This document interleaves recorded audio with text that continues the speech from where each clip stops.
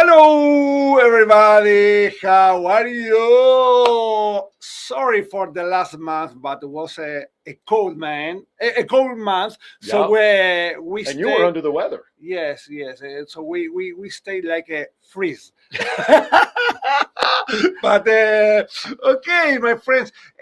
Thank you for being with us. And today, I thought about a very special topic that is the social media. Everybody is using social media. We are living on social media. We are connected all the time with our phones, the watch, the Facebook, Instagram, TikTok, everything. So, what is the connection with all of that, and how we can deal with that? Talking about the Jewish life. Mm-hmm. So, for that, I invited today my producer. He dragged me out from behind my table Yes. over there. So I'm going to be producing and chatting. So Yes. if you see me looking down, but So thank you. This is pretty cool. It's very, very, very nice because let's tell to the audience how we start with that, because this idea of the podcast, the Shmoozin with Rabbi Ari, started like 2 years ago, right? Right. We were it was Sukkah. Yes. It was the first year we had just, my wife and I were contemplating becoming a member, and we were invited to come down to the, let me interrupt you. So if you like to be a TE member, just need to go to the synagogue. That's right. It's simple. That's right. We like to be a Temple member at Virginia Beach. Just call to us, and we are going to give you everything that you need for that. So, and the temple is located at 25th and Baltic, by the way. So, but yeah, so we were invited to come down by Gail, who was the administrator at the time in the office, and Eileen and I came down, and we were not members yet, but it gave us an opportunity to meet everybody. And then you and I said hello for the first. Well, I shouldn't say we said hello for the first time, because we came for the high holidays. Yes, but that was really the first time where we had a chance to say hello and get to know each other. And I shared with you what I did, and I used the P word, podcast. And it had been something you were considering in the back of your mind as a way to promote Judaism in our Hampton Roads area, as well as our temple. And we started chatting. And it took a couple of months to develop this concept. And finally, we came to a direction that we felt was good for you and your platform, and really just kind of chatting about Jewish life in the Hampton Roads area and Temple Emmanuel. And what are we in, episode 6 now? Yes, today is the 6th episode. Half dozen. Unbelievable. So and that's how it all started. And then we've just become good friends over this and just chatting. And yeah, it's a great vehicle for you, which is kind of cool, because I've never seen a rabbi sweat as much as I did on the first episode where he was nervous. But it's been a great platform, because usually with me sitting behind the scenes, it's a unique perspective for me to watch you as my rabbi, but also as a rabbi, sharing the stage that we have here with your guests and talking about Jewish life in general. I mean, this is not a religious-based show. It's not a political-based show. It's just conversation about life. And that's why I enjoy it so much. And, the views for the show have been great. You can find us on Facebook and YouTube as well. And but that's how we met, and that's how it just came from conversation. Yes, and I'm delighted. There is something that many people are telling me that, hey, Rabbi, please slow down, because that is one thing. Yes, I am. If someone, as we talked before the show, if you light a match, I take this fire and I will like the road runner. Yes, exactly. But that's okay, because the energy of doing this is natural. It's a natural energy for you, and your passion for being a rabbi in the Jewish community and what you do and the message that you want to share. The messages you deliver that I've observed, not only watching you and sitting in temple with you, but sitting on the other side of the monitor, you deliver your message with natural passion. You're not beating anybody over the head to deliver a message. You deliver your messages from the heart, that if somebody gets the point anywhere within your message, that satisfies you. You gave me the way to, or the possibility to tell you something that, for me, I am not talking about the rabbinical vision, not the conservative vision, not the nothing. It's like Rabbi Ari thing about that, and this Mhm. is very important for me. I learned from my first rabbi at the seminario in Buenos Aires. He taught on our first class that a rabbi, a conservative rabbi, needs to have in one hand the Torah, and in the second hand the newspaper. It's like you need to do a balance, Yeah, the to juggle. make a balance with the tradition, Mhm. with the Jewish law, and what is going on the day by day. Mhm. But beside all of that, let me this rabbi suddenly passed away last year, Rabbi Felipe Yaffe, Zichrono Libracha, that he was really a genius.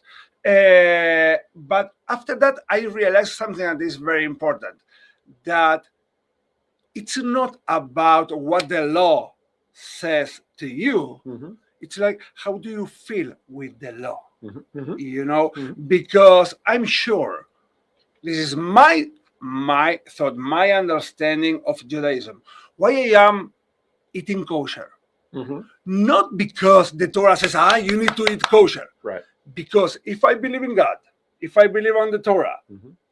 why I am going to go against my on what I believe, Your beliefs, right? you know. Mhm. So and also there is another thing that is very interesting, that when I am eating kosher, it's not only to satisfy Your hunger, your my hunger, right. then to satisfy my soul. Mhm. Because when you believe on something, you need to make some comfort Mhm. to yourself. Mhm. And this is what I am trying to do. So you are talking about patience, and to be patient for that. Yes, I am in love with Judaism, Sure. and I'm sure that everything that we have on our tradition and our people is for to have a better kind of life, and to Mhm. have a really to enjoy all the things that we have Absolutely. on the day by day. Mhm. So let's start with the idea of this program that is connecting a little bit with Judaism Mhm. and the day by day, because we are living in a world of the social media, and also after COVID, Yeah. we started to be more focused on the social media, because everything is going through the Facebook, the Instagram, the WhatsApp. I am not doing any publicity to them, but Right. you know, We'll send them a bill. yes, yeah, okay. So let's understand first something. How did you get into the world of podcasting, of the social media, and tell us? I answered an ad on Craigslist 20 years ago. Honest to Okay. God. I had always dreamt, being a sports guy, I always dreamt about being behind a microphone broadcasting. And I saw an ad on Craigslist pop up for color commentator for Junior Golden Gloves boxing in Mesquite, Nevada, which is a small town that was about 90 miles north of Las Vegas. And I sent in my resume and totally forgot about it. Mm-hmm. And then about 2 or 3 months later, I get an email from the production company saying, "Hey, we received your response. We'd like to know if you're still interested." And it's like, heck yeah, sure. Yeah. What do you want to do? And about 2 days later, the owner of the production company and we met at a Starbucks, ironically, at 6:30 p.m. So another bill to Starbucks. Yeah, right. Yes. Another bill to Starbucks, exactly. And we chatted, and what they decided was, after they had recorded all the boxing that they did, the person that was doing the commentary, they didn't like in post-production. So the beauty of what we do is you can remove audio, you can add audio, you can dress it up. And so they removed this individual's voice, and they needed a new team to record over the action as if it was happening. And so I was hired as the color commentator, which describes the action. The main play-by-play guy or gal tells you what's going on, but the color commentator describes why it happened. Now, I didn't know much about boxing other than being a very casual fan, but I managed to know just enough that I was able to pull it off. And then from there, the gentleman I was paired with, who I'd never met before, he and I chatted after we re-recorded 3 weeks in a row about doing a show together because he was a pro athlete, pro commentator, and I was just a fan of sports, and I just thought we could give that different perspective. And 3 months later, we started a show in Las Vegas called The Sports Zoo. It was just sports talk, and the rest is history. Here I am 20 and a half years later, an overnight Great. sensation. So this give me the chance to ask you the next Sure. question. Mhm. What feels different today compared to when you first started? The amount of social media overexposure.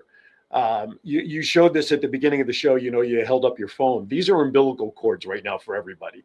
You know, it's like if you leave your house without your cell phone, it's like leaving your house without your wallet or keys because you're not connected.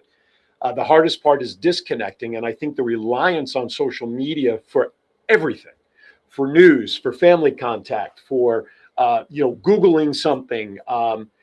It's just multiplied to a level that it's like, not having a right arm if it wasn't attached. So I think in 20 years, the growth and dependency on social media, people don't have television connection. They don't have cable TV or whatnot because they rely on social media for their news, for their podcasts, for TV and for entertainment. That has just become such a way of life now that I think people losing their phone would rather have their arm amputated than not have their phone next to them. Yeah, totally. So you know that there is a Jewish idea that learning, because let's enter on the Jewish idea of the social media and what we are doing with that. So there is a Jewish idea that learning is not only about information, but about relationship, about sitting together, questioning. It's like what started many years ago, like 1500 years ago when the rabbi, or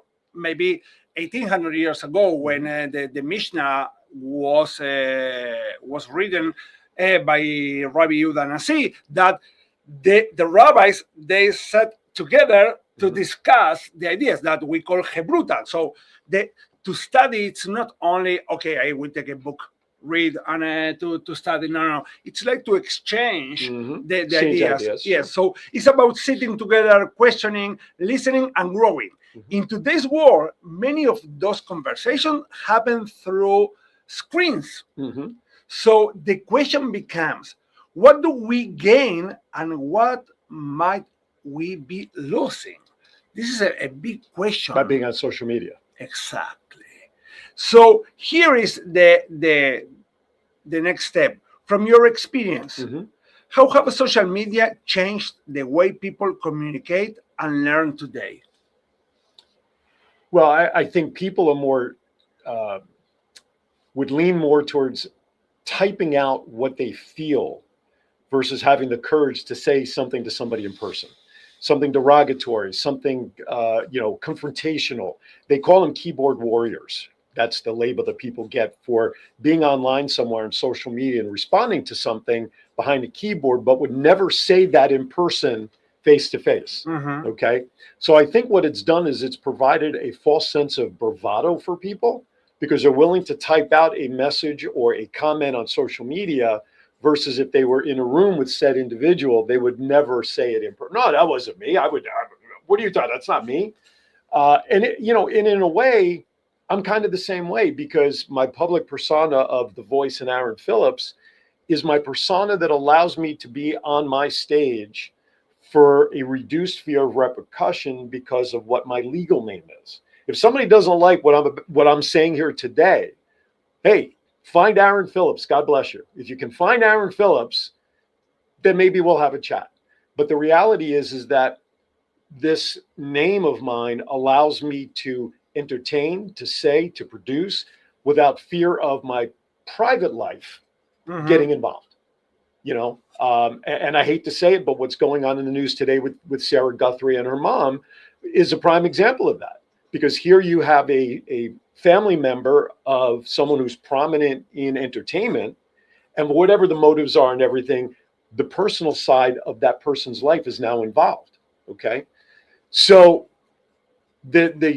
ever since the COVID era and people hiding behind the keyboard and not having to deal with face-to-face has grown the derogatory life that we see on social media, the comments and things that people can go out there because they can create this handle, this ID on social media that cannot be tied to them directly.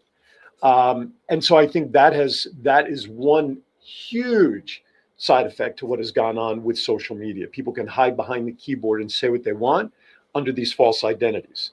But I think when you were saying that, I thought about something that when you are talking, or if you are in a class face to face, and it's not like a camera recording the class, right?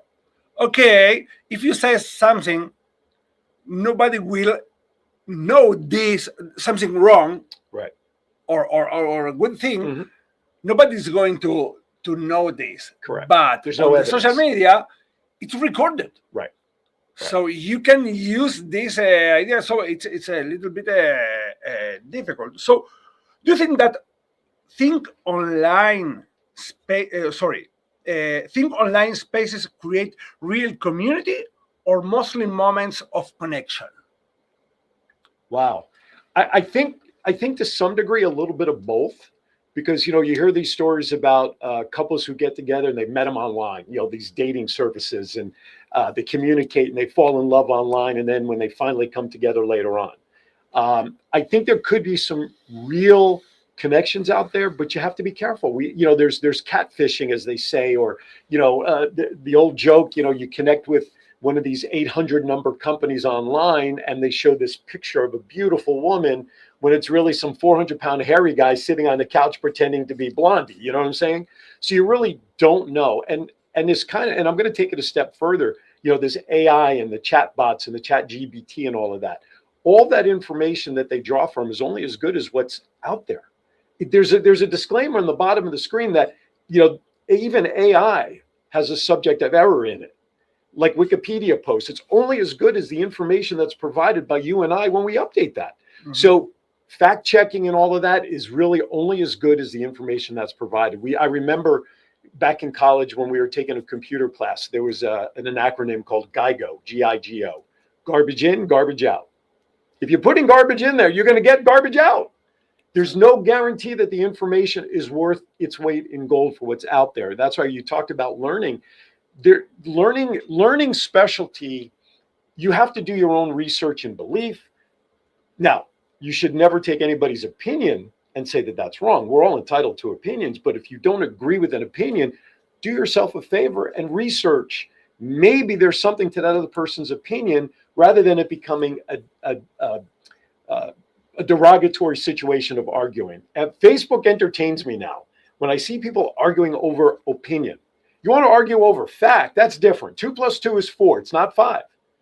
That's a fact. Yeah. But in opinions, everybody's entitled to them. And I get disheartened when I see people arguing over difference of opinions versus differences of factual information.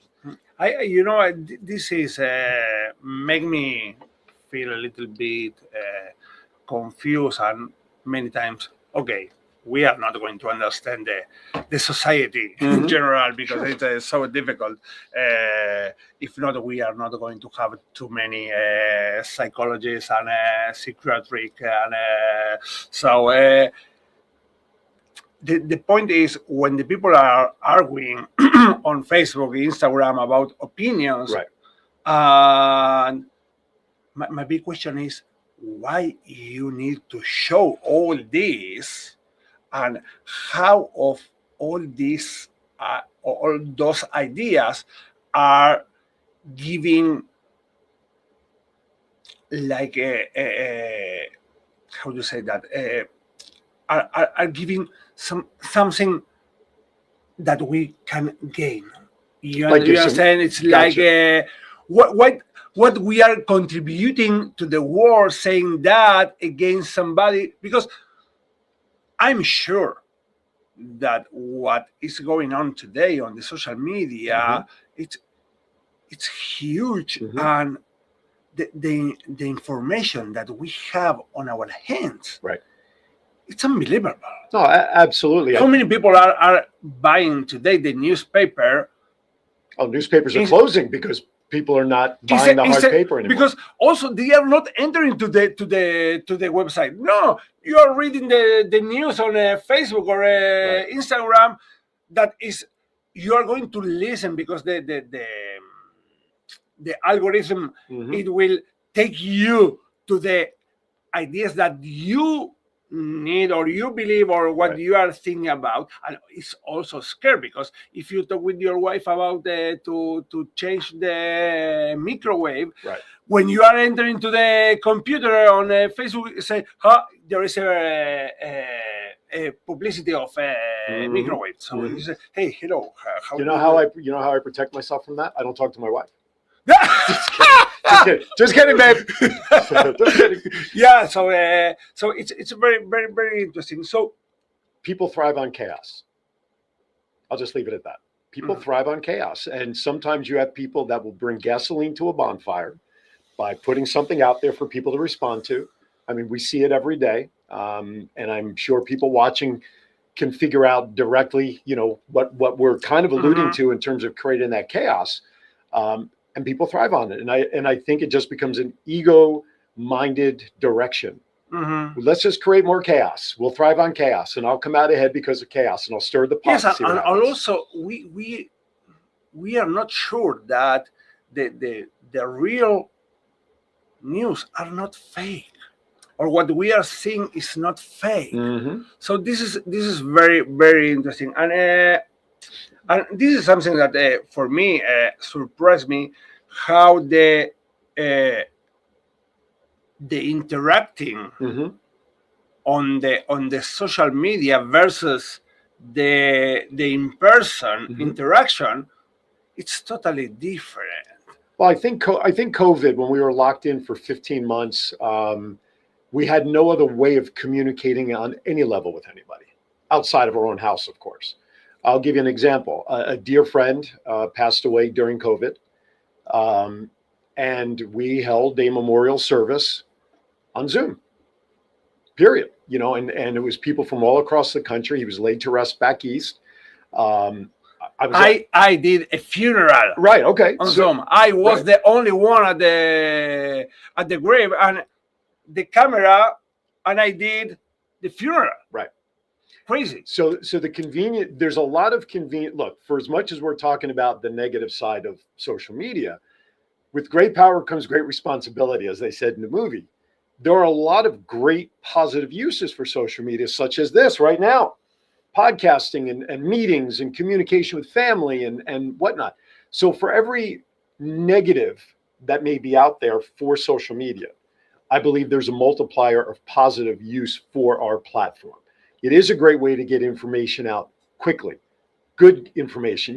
Newscasts don't make money when the entire 30-minute newscast is all good stories. There's a reason the fireman saving the cat from the tree is in the last 30 seconds of a newscast at the end, because nobody watches it for good news. We're all watching it for the negative stuff. It's like TV. It's like all the shows we see now is murder and killings and thrillers and this and that. We don't see 30-minute sitcoms anymore, because our society has changed. And so there is a lot of great usages for our media platform. It's just more people find it easier to use the negative side than to find a reason to use it for good. Yeah. So, this is really interesting. But let's take a break. Yes, let me read those. Let's do it. Sources from the Talmud, and then we continue with that. That says on Pirkei Avot, one of the most important tractates at the Mishnah says, "Make for yourself a teacher, acquire a friend, and judge every person favorably." In many ways, social media reshapes how we find teachers, friends, and communities today. The question is, are we building deeper relationships or just wider networks?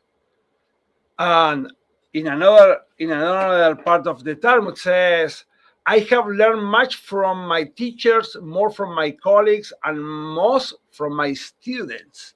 So maybe podcasts and digital conversation are a modern version of that learning exchange. Mm-hmm.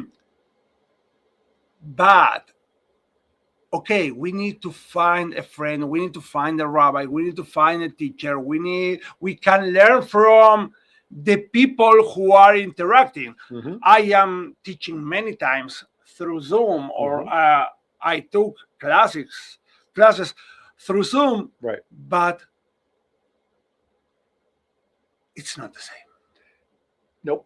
People want to do, when I do meetings with people to talk about marketing and advertising, I always want to meet in person. I do offer Zoom as an alternative based on schedule flexibility, because at least you're seeing the person through a Zoom camera. You're seeing their facial reactions. You could gauge that. What I do, it's very important for me to see reaction. So I am very much in favor of trying to meet with people in person first and foremost.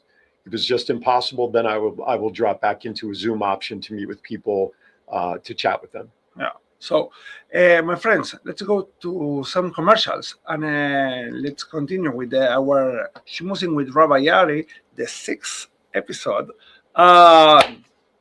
Commercials. Have you heard the news? WVBV-TV Virginia Beach has arrived. WVBV-TV will bring an exciting lineup of shows streaming from our very own Virginia Beach studio. Since we're an affiliate of WWDB-TV Las Vegas, our show lineup will also be available on all of the WWDB-TV social media channels. We're looking for new and current show hosts, content creators, and our advertisers who would like to take advantage of our vast audience. Las Vegas Entertainer Hall of Fame member Aaron "The Voice" Phillips is building this brand of marketing and promotional platform right here in Hampton Roads. For more information, email wvbtvinfo@gmail.com or call 702-286-0063. Think outside the box and let your voice be heard. Does your house need a new paint job, a bathroom remodel, or a new fence around the yard? With 40 years of experience, Different Strokes Painting and Handyman Service handles all type of work inside and out and from floor to ceiling. Different Strokes offers great value and great quality. Call Craig today and schedule your free estimate by dialing 757-395-9999. That's 757-395-9999. Above the rest, they show up and show out by making your vision come to life. Sometimes I'd like to smack old age right in the kisser. Ow! I always get the best parking spot. I think she needs a little more help. Monday? What I really need is a boyfriend that can drive at night. I can make a fashion statement out of anything. I will be fabulous. I have a little crush on my pharmacist. With Comfort Care at your side, you can live your best life possible. We know families can't be there 24/7, which is why we can help with as much or as little home care as you need. From medication reminders and meal prep to everyday chores and errands, so you can live in your own home on your terms. I won't let aging stop me from being me. Call Comfort Care now and let us create your personalized care plan and find the perfect caregiver match. Can you show that number again? She was texting. Together with Comfort Care, you can both live your best life possible. All right, we're back. Hello, we are back, and we were also We're social, on social media. Crazy. So, what feels different emotionally between a digital conversation and a face-to-face one? You can't, it's hard to gauge reaction. I mean, you can look visually, but body response in a relationship is just as important. And I'll revert back to my days of timeshare when I used to sell that product. You know, when I would start conversing with a couple, and I'm not a pressure guy, I would just chat with them. The wife or half of the couple would just be sitting in the table and we'd be chatting and everything. And then the other person, similar to where you're sitting right now, would be sitting away from the table with their arms crossed. And this usually in a sales presentation means that person's closed off, right? So body language was very important for me to read because it told me even more so than just the visual face. So I would make a comment along the lines of, you know, Mr. Smith, every person, male or female, who would come to my table in a timeshare presentation who sat like this, 9 times out of 10, they always purchased at the end. And you should see how fast the arms dropped and they scooted into the table. At least I got them drawn in and I got them to laugh. So to me, the physical cue of watching entire body language was just as important for me as a communicator to then also seeing their facial reaction. Yes, and also something that always I thought before the social media, I always thought about that at the news. I'm sure that the reporters are with the tie, with the suit, but with the shorts, And this is what happened at on COVID, right? Because how many times we needed to show that we were wearing nice clothes, wearing clothes, period. Yes, exactly. But and also the face-to-face conversation, the connection, you need to prepare for this moment. Right. Even you can study a course and you can assist a podcast, or how many times I know for Yom Kippur that we have the services on Zoom. It's Yom Kippur. Right. I'm sure that not trying to make anybody guilty. It's not my point. As I told you on the beginning, if you feel comfortable doing that, you are remembering Yom Kippur. Eating,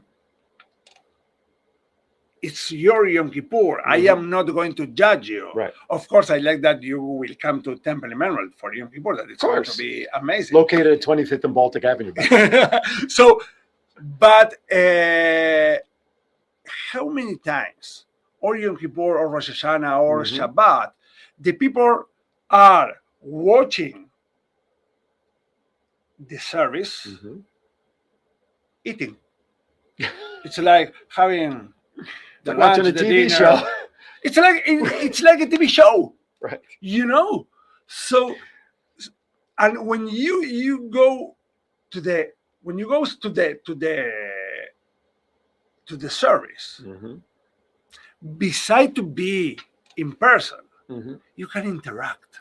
Well, and being in person is the emotional, I'll say the emotional hug, the emotional enveloping of that experience. So, saying that, we can say that technology bring people closer, but stay us or make us to stay alone. Technology will keep people at arm's length. It can reduce the miles of separation, and I use that term generally speaking, but there is no greater experience than being able to do this with somebody. Exactly. And make that connection. Yes. Because you can't handshake a computer. It's exactly. I wanted to throw a computer a few times, but not handshake. It's exactly what happened with me. As you know, that I am from New York. No, I am from Brooklyn, right? Yes, Brooklyn accent. Yes. Or I like to say I am from Florida, because in Buenos Aires there is a neighborhood that is Florida. Oh, yes. So no, but it's like that. I connect with my mom, with my sister, with my nieces, my nephews through FaceTime or through WhatsApp, and it's not the same. No, but it is a great tool, because I remember growing up in the summers. My grandparents had a summer house up in upstate New York in the Catskills. And the only way that I was able to communicate with my parents, because I would go up there for a couple of weeks over the summer, and I loved it. Remember the old days of making collect calls? Yes. I mean, that's how we communicated, was I would make a phone call. I'd like to make a collect call to, this is their son. Yeah. And that's how we communicated. Now, it was so funny. The last 2 days, I asked somebody if they knew what a CB was, what a Citizens Band radio was.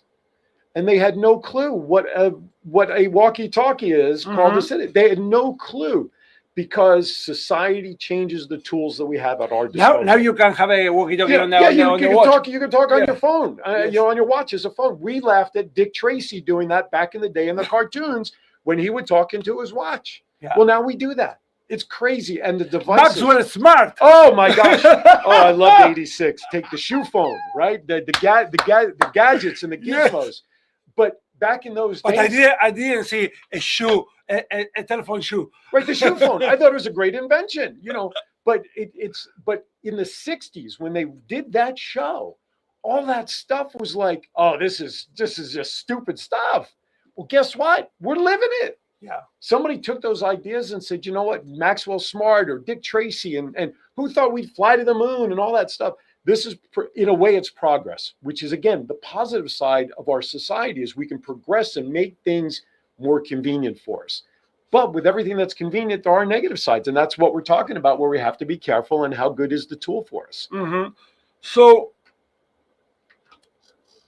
I know that are many, I don't like to say negative points, but as we enter on that, I'm sure that is helping a lot.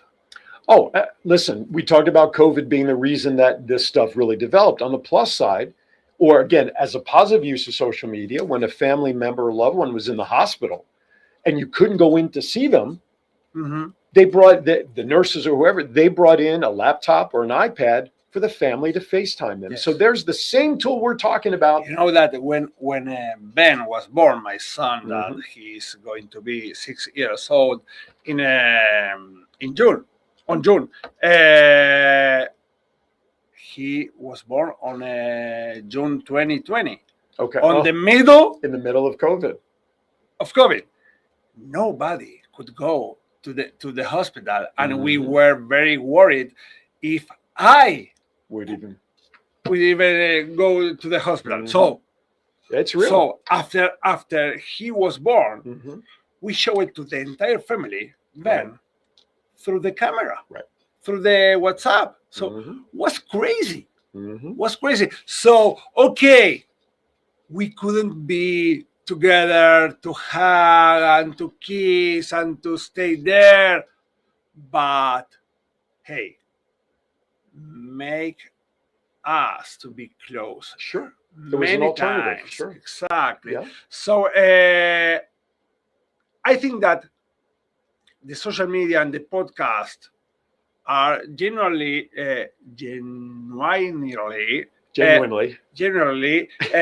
thank you. I'll translate. Yeah, thank you very much. So helps very much to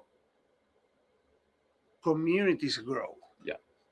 So because we can share. Yeah. But the big question is how we are using that. And how we can tell to the people that don't forget to be in person. Because I saw many times that after COVID, because we have the Shabbat on Zoom, the people decide to stay at home. Right. Imagine with last week with minus 17 Celsius. Yeah. Okay, it's like pretty cold. Yeah, it was like 20, 15 Fahrenheit. Yes. You don't like to go out and to freeze your nose to go to the synagogue. Okay, I will enter through the Zoom, but it's not the same. No, it isn't. And I don't know if it was really ever designed to be the same. I think, and I'm glad you keep mentioning the Zoom covering the services because we, Temple Emmanuel provides that as an option. Elderly, weather-wise, whatever it is, at least people still have a way to connect. Yes. In that method. And I think we need to, as the social media is helping to the people to be in contact, to be connected. Right. We, in person, need to tell the people, hey, you know what? I know that it's easier for you to stay at home, but you know what? I like to hug you. No, absolutely. I like to schmooze with you after the service. Now you know why the show is called Shmoozin. Yeah, exactly. No, it's 100% correct. And you hit on a point. I think it became a matter of convenience for a lot of people to have that Zoom option. And as the world opened back up, that became the new habit. Instead of getting dressed to go to services, oh, here we are for 15 months, right? I'm clicking on the Zoom to attend services. They just never changed their habit back. And I think a lot of times it just becomes routine for us. Mm-hmm. So, almost arriving to the end, what is the line between sharing something meaningful and just creating content? Depends on who you talk to. Before we get into that, I want to make note that Facebook, that the majority of people that I know are on, has a different mode of operation than, let's say, LinkedIn. Because LinkedIn as a social media platform tends to be more business. Yes. Like they don't necessarily want to see pictures of your cat eating their cat food or chasing the bird. Even I don't know why the people need to show the cat eating the food or well, why? Why? But you find that stuff more on the Facebook, the TikToks, more of the generalized social media platforms. Now, I think maybe it really got heightened during COVID because people were bored. People were just bored at home. There were a lot of people remote working. I mean, I was remote working at the time. I was tutoring students online through the elementary school that I was employed by. And my wife, listen, school was online. So it transitioned to the online life. And I just think people got bored, like, oh, well, this is a great recipe I'm cooking. Let me just show what I'm cooking and show it I'm eating it. Or yes, but you will be agree with me that to see the cat eating the food, or to watch someone cooking, or to watch someone repairing an old car that he found, I don't know where, on the middle of the forest. And how much or how long you stay on this social media to watch it? Yes. Boredom or curiosity. And it's funny because you bring up two ends of the spectrum there. The cat eating the food, I have no interest in. But I can watch somebody. But you scroll down. But I would scroll past it though, because it's in my feed. I have no choice but to at least see it for a second or two. But then if there's a guy working on a car, like you talked about, and he's converting it to a Batmobile, I'm watching it all day long because there's something in there that and it's going to be 30 minutes. I say, hey, where did that time go? I need to go. Right, I'm never going to get that time back. Absolutely. Because I think deep down there's a part of us, because we are so tied up in our day doing what we do, that I think there's a subconscious need in our brain to do something that's totally mindless and not be worth anything other than, in a way, for our brain to relax. Now, but we need to make a balance, because true that. Yes, I agree to that. And I am very scared about the kids, because that's always been I think that they have an extension on their hands. That is But whose fault is that? Think about what I'm about to say now. The kids are in the back seat of the car making all sorts of noise, kicking and screaming. Here's my phone. Just play on the game and please be quiet. Yes. You know what I'm saying? Totally. Yes. So I think part of that comes from that. I agree with that. So do you think that constant connectivity affects our attention or our relationships? Yes. Oh, did you want me to expand on that? Yeah, it is, because I mean, growing up as a kid, go outside and play until the lights come home. No, they don't know what is right. That's what I'm saying. Exactly, because look, in my household, growing up and as a parent to my kids, they had to get their work done and their responsibilities first before they had an opportunity to do whatever they wanted, more or less.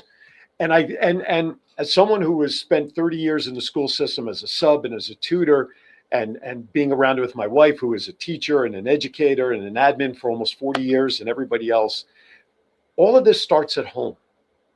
Mm-hmm. Unfortunately, kids are sent to school where the teachers are like almost surrogate parents for a lot of students, because there are situations at home. And a lot of times it is no direct effect or caused by the child, but things happen. We know that.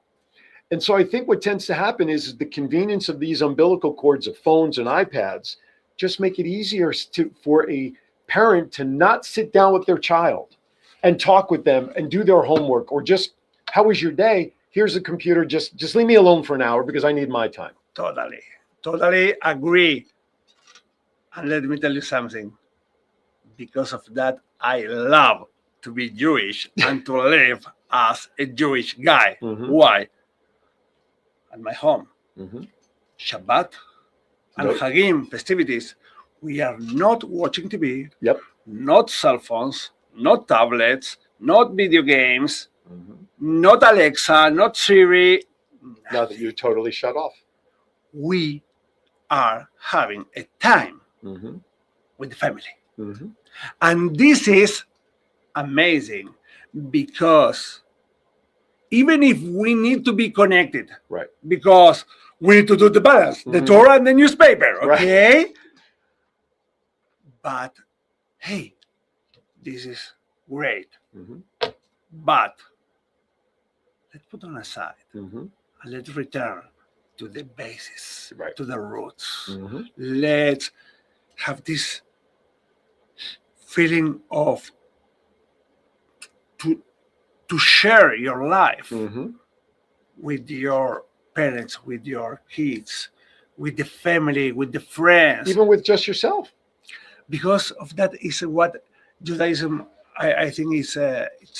It's so huge and so intelligent, so smart. Hey, you know what?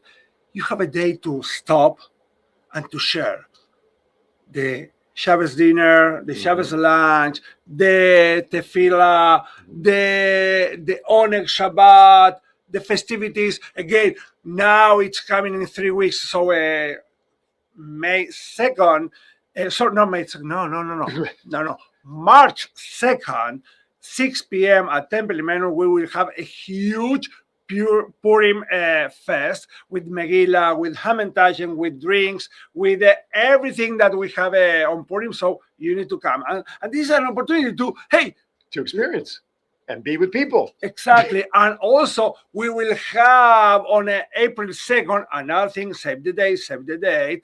April 2nd at Temple Emmanuel, we will have the second Seder, Passover Seder.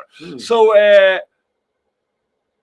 it's an opportunity to be with the people, to enjoy, to share your ideas. I remember my father, Zichrono Livracha,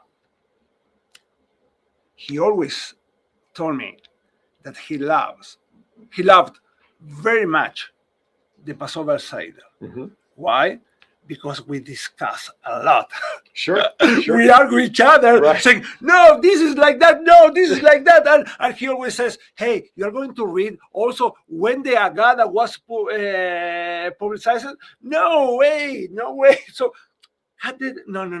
that. We need to do the Manishtana. We need to do the Dayelo. So this was amazing. And was not on the phone. Or watching the Maccabees singing No. It's like the human interaction. Exactly. So this is a really, really interesting. So has working in podcasting changed how you see community or relationships? So I'm sorry, John put a comment in our chat and he says a screwdriver is a tool that can be used to build things, but can also be used to stab someone. It depends on who is holding it. Yeah. I think that describes social media. Thank you for watching. That's a great comment, because that really is, I think, what social media is. It's a great tool, but with great power and great tools comes responsibility. And how do you use it? So repeat your question again. The question is, has working in podcasting changed how you see community or relationships? For me personally, I think it's all a positive experience, because I think my shows that I host, that I produce with you, brings people together. My shows that I'm involved with, I don't talk politics, I don't talk religion. I don't want to do those things that create separation. So my power of podcasting, I believe, is for the power of good and bringing community together. I educate, I inspire, I provide laughter. I do all of that to wanting to bring people together. So I think for me, the power of podcasting has all been positive because I try to bring to light all the goodness within a community and the people involved in what shapes the community. I now just started a new TV show called The Voice of 757. This is called a cheap plug on Saturdays at 12:30 p.m. on Channel 4, local Cox Cable. And I focus all that just on Hampton Roads. And I'm bringing people forward to show others in our community that, yeah, you may hear all the bad stuff and shootings and accidents and this and that, but there's a lot more good stuff. And that's why I think the power of podcasting, the way I do it, is meant to bring people together. So do you think I ever thought I would sit next to a rabbi to do a podcast? And I say that generally speaking. I've been doing this for over 20 years, and you know who my rabbi was back in Las Vegas, Rabbi Felipe Goodman, okay? Yeah. I would have never thought, because I never got close enough with him. I mean, the congregation out there was huge. And so it was very difficult to get close to him in that environment. But for me now, here I am, I roll forward all these years later, and now I'm producing a show with you, not for you, but with you. And now here you are, you asked me to be a guest on your show. I never thought I'd sit here next to a rabbi to talk about what today it's all about social media and the power of it. So that's why I say I like to bring the good forward in what we do, because we have a very powerful tool that people on an average of 30, 40, 80, 200,000 people per week have exposure to. That's the power of good of what we do with podcasting. So taking this idea, what do you think that is, or what are the things that the people are looking for, searching for on a podcast, on social media? It's such a great question. If we can ever figure that out with 100% accuracy, I'm selling it in the bottle. Yes, okay. Because episodes, I can have what I think is a great show, and my viewership is not like the week before when I talked about paint drying. And I say that facetiously because on my Aaron's Hour show, John and I have done what I call my Seinfeld episodes, where I don't have a guest plan, almost like today for you, where you don't have your typical guest, you have me come in. Yes, we have a topic, but John and I will just talk about anything, nothing particular, and I'll get 250,000 views. But I'll have Rabbi Ari on with me, and for whatever reason, I'll only get 75,000 views, because we don't know on any given day what it is that somebody out there on the other side of that camera is really looking for on that day. But the benefit of what we do as a podcast, as long as I don't delete it, or you don't delete it, or John doesn't delete it, this show will be out there forever. And whether it's a week from now, a year from now, or millennia from now, someone who wants to look up social media and a rabbi in Virginia Beach, this show and our conversation will last forever. Yeah. This really... So if you can figure out what everybody will want week after week, let me know, please. Yeah. So the last question, and with that I will end, is what role should technology play in building community, and where should it stop? Oh, gosh. I think that all I think that should all point towards one thing, and that's communication on all levels, business level, personal level, because we want information now. That's the thing, is we're a society of wanting stuff now. I'd like to think there'll be a wall at some point where we've done everything we possibly humanly can do to speed up the need for communication, whether it's educational, saying hello to somebody, research. But as people want stuff faster and faster and faster, I think communication will continue to develop. And I don't know. I think we're only limited by our minds of thinking. So, there is a well-known Talmudic story about Rabbi Yohanan and Reish Lakish. It's written on a Talmud, Baba Metzia. They were study partners who challenged each other constantly. After Reish Lakish passed away, Rabbi Yohanan received a new student who always agreed with him. And instead of comfort, he felt deep loneliness. He said, when Reish Lakish argued with me, together we reached deeper truth. Maybe technology gives us more voices than ever before, but the real question is whether it helps us find meaningful disagreement, deeper learning, an authentic connection. Like the Talmudic partners, community is not just about being heard, but about growing through dialogue. Maybe social media is a bridge, not a destination. Because if our entire world existed only inside a phone or a tablet, we might be connected, but we would still feel alone.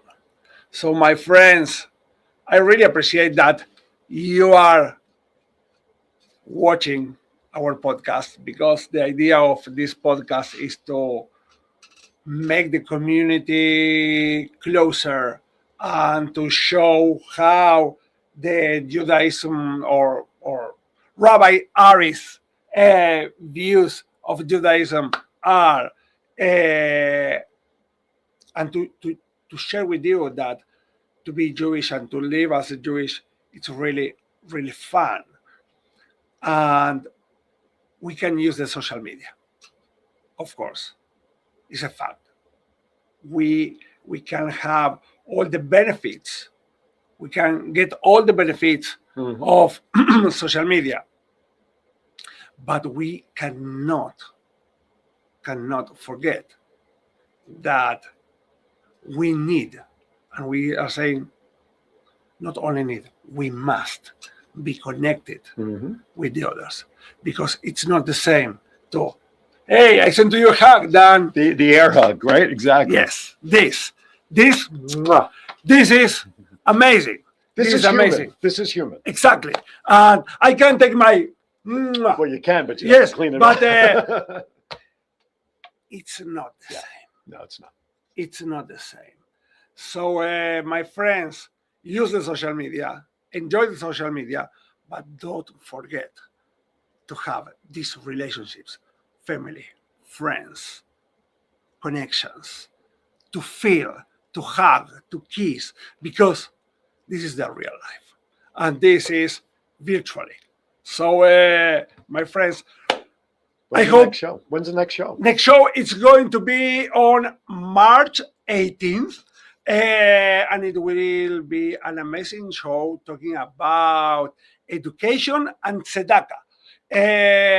So we will have a guest coming from the JFS and also from Straits International Academy. So I hope you are going to be with us on March 18th, 10 a.m. on YouTube and Facebook. And remember that March 2nd, 6 p.m. at Temple Menor, we will have the Tefillah of Purim with Megillah, Oznei Aman, or Hamantashen, and drinks and everything to have fun. And remember also that April 2nd, 6 p.m. to the second Seder of Passover, it would be at Temple Menor. So, my friends, thank you very much. Aaron, thank you as always. Thank you. It's a pleasure to be with you and to have this space. John in Vegas, thank you very, very much. So, my friends, a huge hug. I like to hug you really, really, you know. High five. So, high five. So, bye, my friends. Thank you very, very much. Kisses. See you.